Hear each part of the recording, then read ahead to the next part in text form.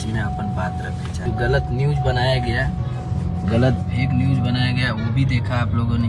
और गलत न्यूज फैला के गलत न्यूज बनाया गया कि गुंडा हैं, गुंडा लेके आए हैं। हम गुंडा हैं? हम कलाकार हैं ना।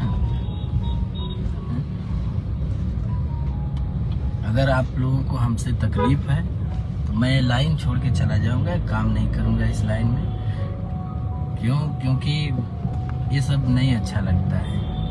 क्या बिगाड़े हैं आपका या आप लोगों का क्या बिगाड़े थे कि नहीं आप हमको इतने लोगों के बीच में आप शब्द का प्रयोग कर रहे हैं। आकांक्षा दुबे के मैटर के सारे आरोप सिर्फ और सिर्फ समर सिंह के ऊपर ही आ रहे हैं, लेकिन दोस्तों हम आपको बता दें अभी समर सिंह के खिलाफ कोई ठोस सबूत नहीं मिला है कि समर सिंह के कारण ही सारा कारनामा हुआ है। लेकिन अगर लोगों की माना जाए तो समर सिंह के कारण ही आकांक्षा दुबे ने यह सारा कदम उठाया था। और यहाँ पर आकांक्षा दुबे की मम्मी का इंटरव्यू भी काफी तेजी से वायरल हो रहा है, जिसके अंदर वो साफ साफ समर सिंह और उनके बड़े भाई संजय सिंह का नाम लेते हुए नजर आई है। लेकिन